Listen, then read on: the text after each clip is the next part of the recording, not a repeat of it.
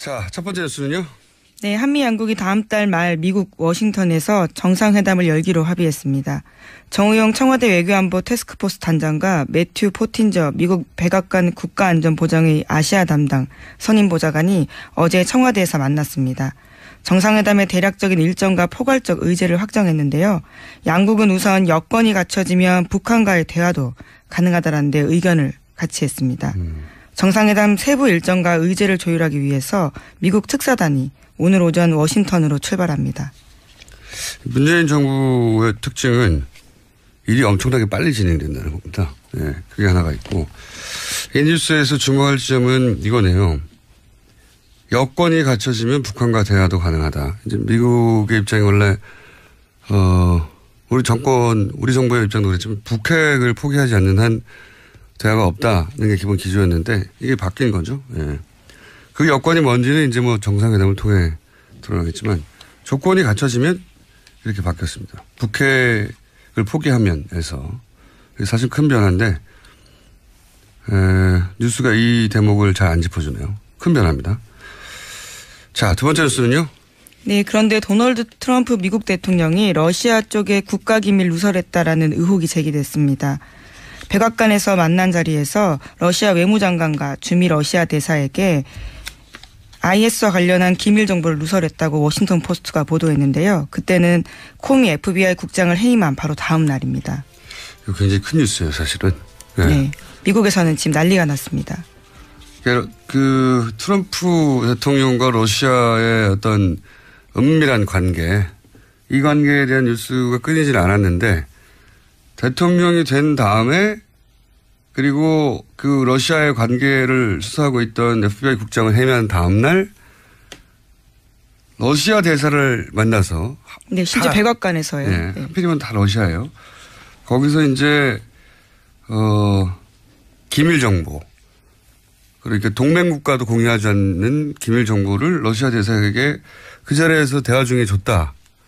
이게 이제 지금 핵심이거든요. 네. 그러면서 이제 국민들 사이에, 미국민들 사이에 탄핵 찬성이 48%까지 올라갔다. 네. 그런 보도도 있죠. 이렇게 되면 저희가 또 중계방송을 해야 되는데 말이죠. 탄핵 전문 방송으로서.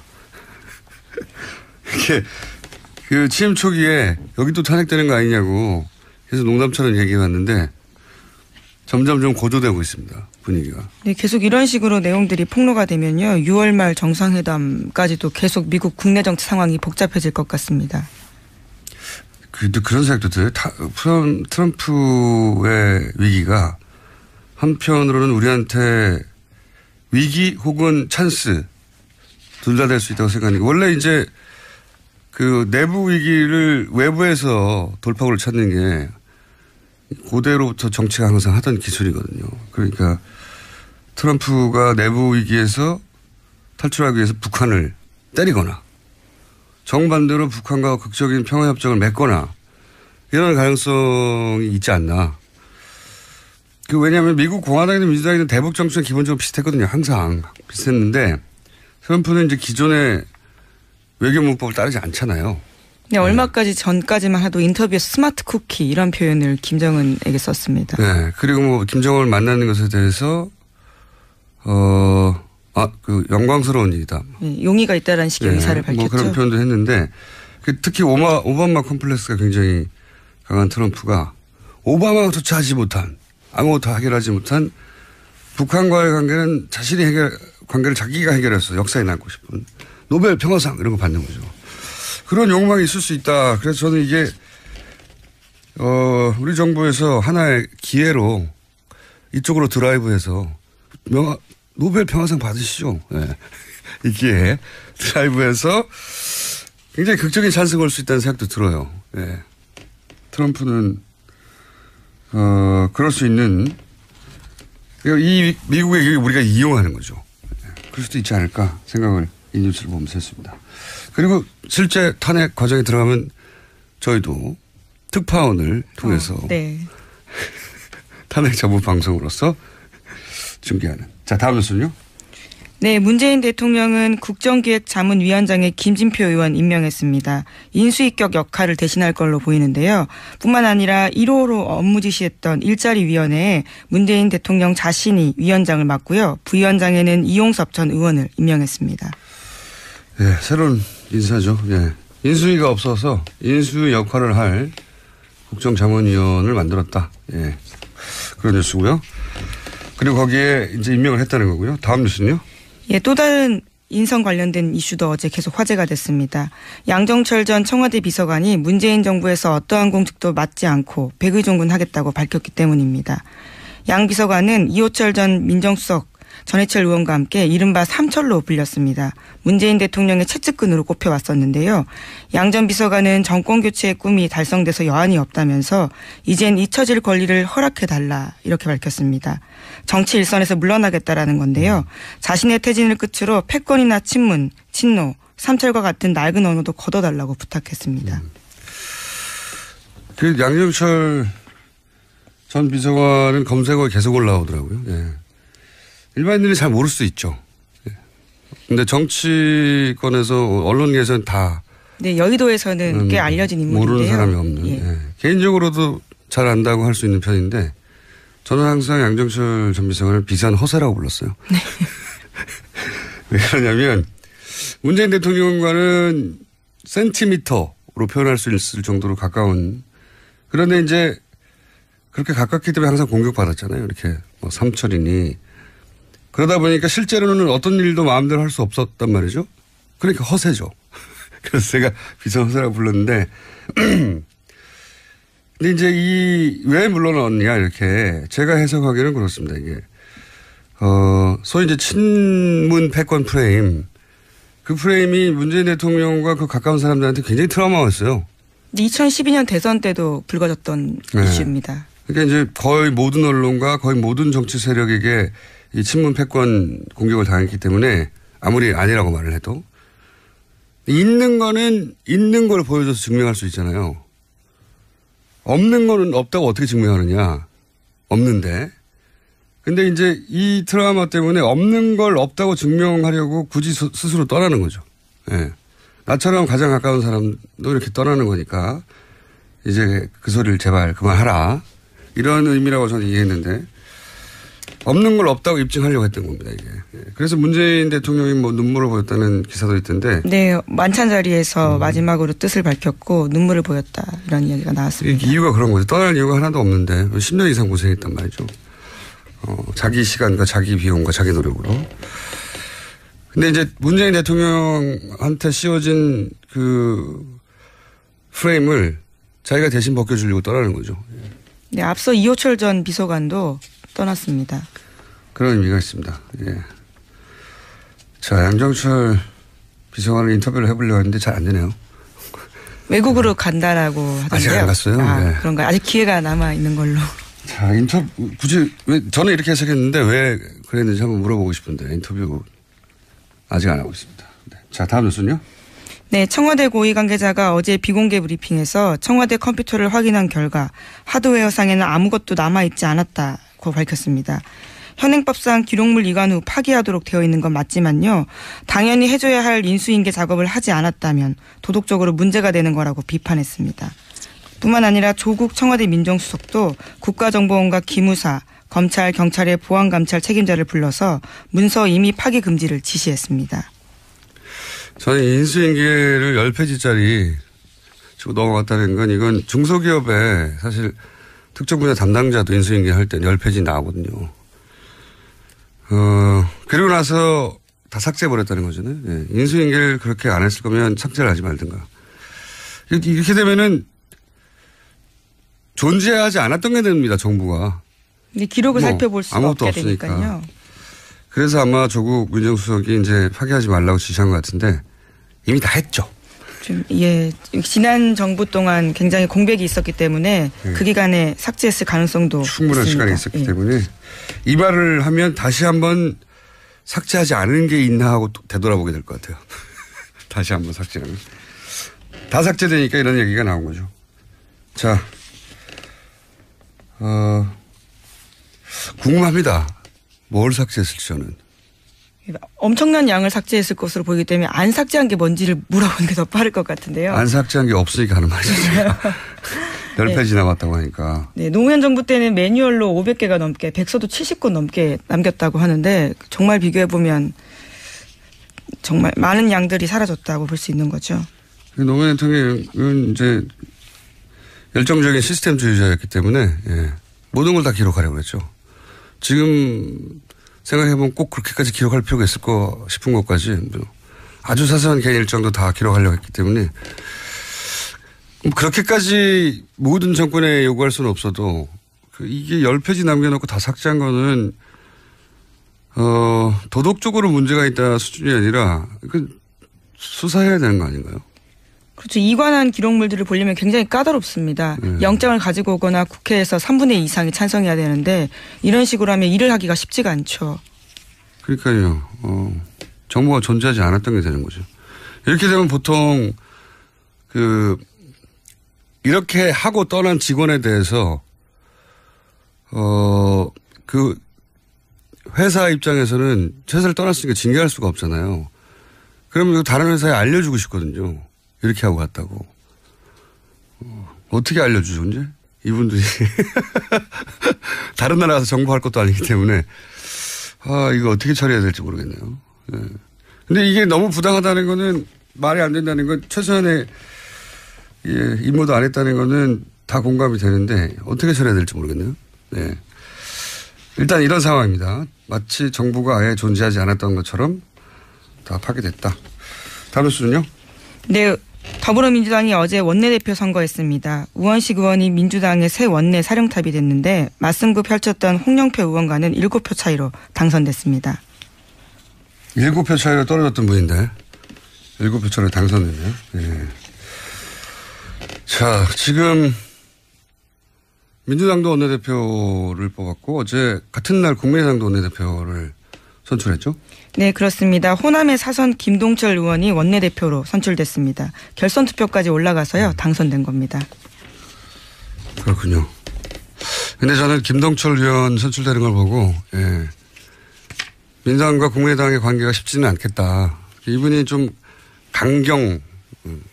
강경파라고 분류될 수 있죠. 네, 어제 일성도 그랬습니다. 협조할 건 협조하겠지만 안 될 일을 할 때는 국민의당이 가장 앞장서서 막아낼 거다. 이렇게 일성을 밝혔거든요. 굳이 분류하자면 강경 보수파 정도. 지금 이제 당이 좀 어려우니까 이럴 때는 강경하고 자기 진지를 잘 지키는 원내대표가 필요하다. 이렇게 판단한 거겠죠.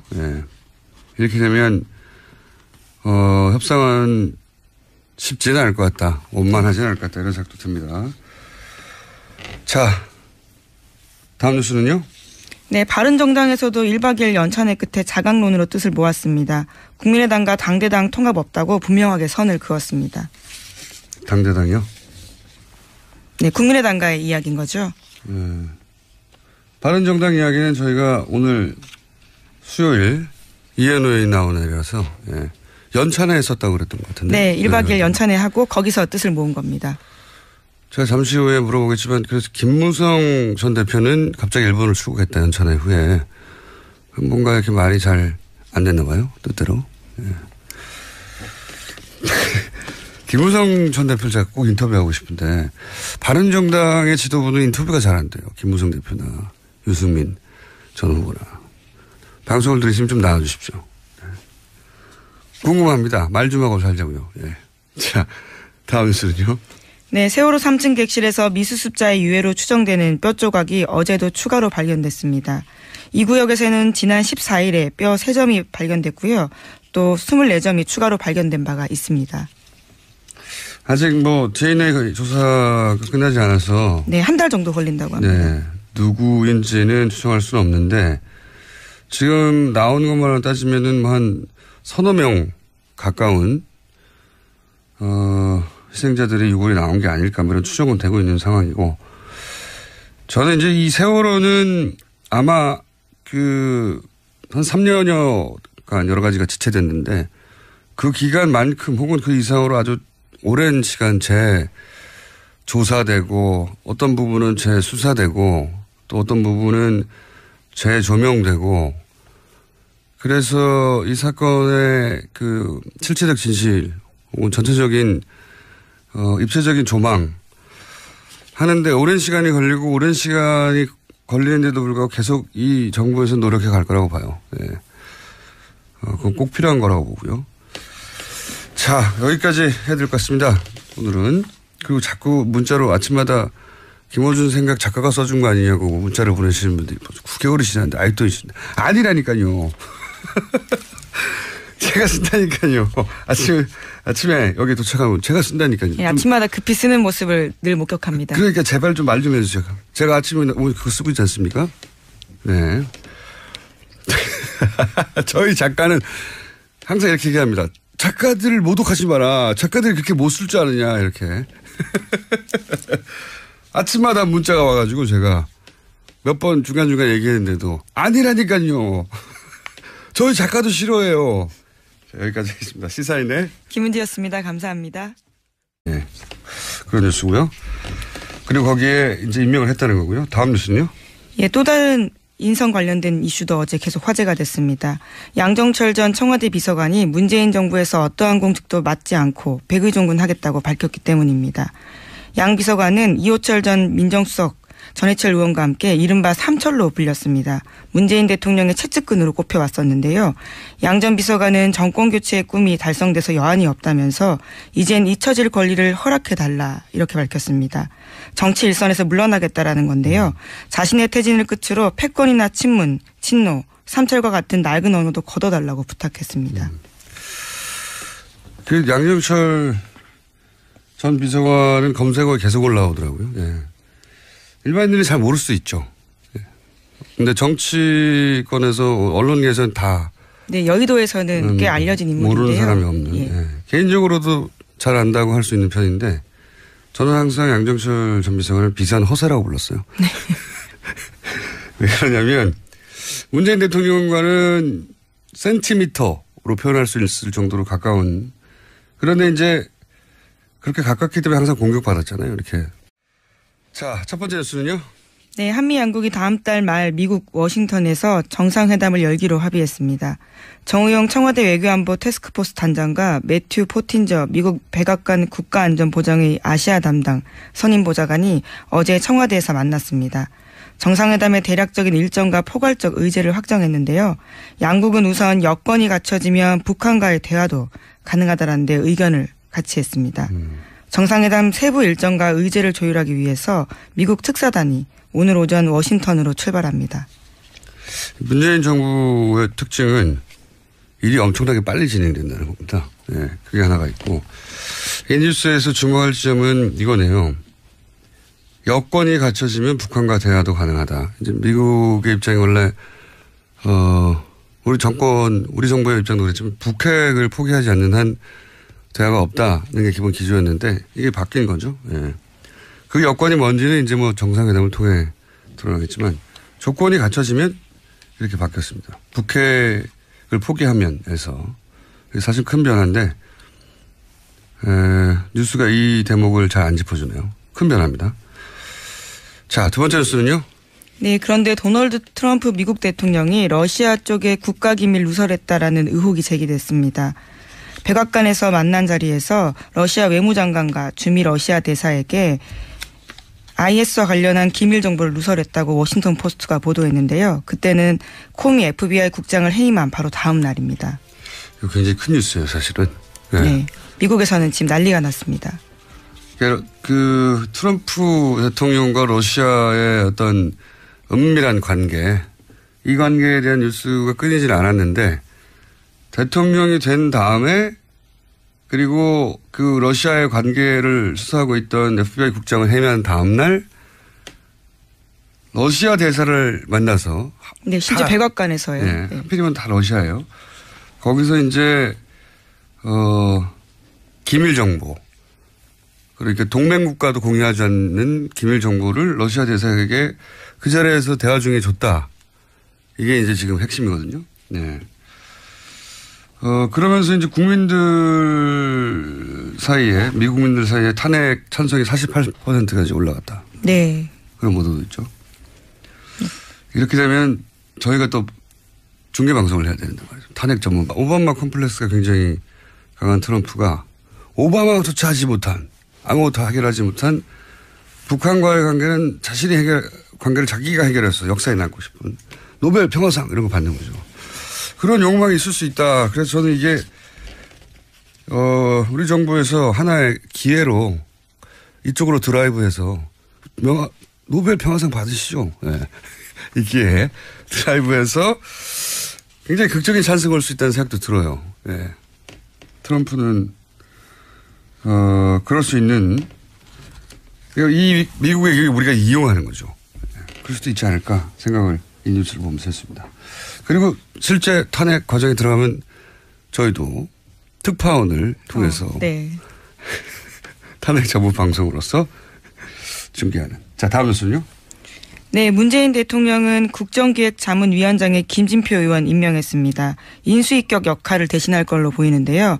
뿐만 아니라 1호로 업무 지시했던 일자리위원회에 문재인 대통령 자신이 위원장을 맡고요. 부위원장에는 이용섭 전 의원을 임명했습니다. 네, 새로운 인사죠. 네. 인수위가 없어서 인수위 역할을 할 국정자문위원을 만들었다. 영상으로서. 이게 그 취임 초기에 여기 또 탄핵되는 거 아니냐고 계속 농담처럼 얘기해 왔는데 점점 좀 고조되고 있습니다. 분위기가. 네, 계속 이런 식으로 내용들이 폭로가 되면요. 6월 말 정상회담까지도 계속 미국 국내 정치 상황이 복잡해질 것 같습니다. 그런 생각도 들어요.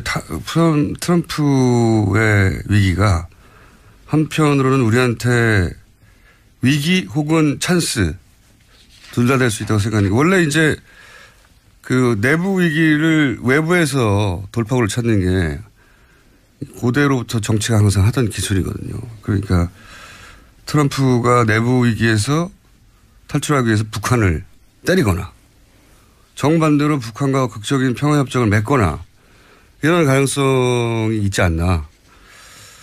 왜냐하면 미국 공화당이든 민주당이든 대북 정책은 기본적으로 비슷했거든요. 항상 비슷했는데 트럼프는 이제 기존의 외교 문법을 따르지 않잖아요. 네, 얼마까지 전까지만 해도 인터뷰에서 스마트 쿠키 이런 표현을 김정은에게 썼습니다. 네, 그리고 뭐 김정은을 만나는 것에 대해서 영광스러운 일이다. 네, 용의가 있다라는 식의 의사를 밝혔죠. 뭐 그런 표현도 했는데 특히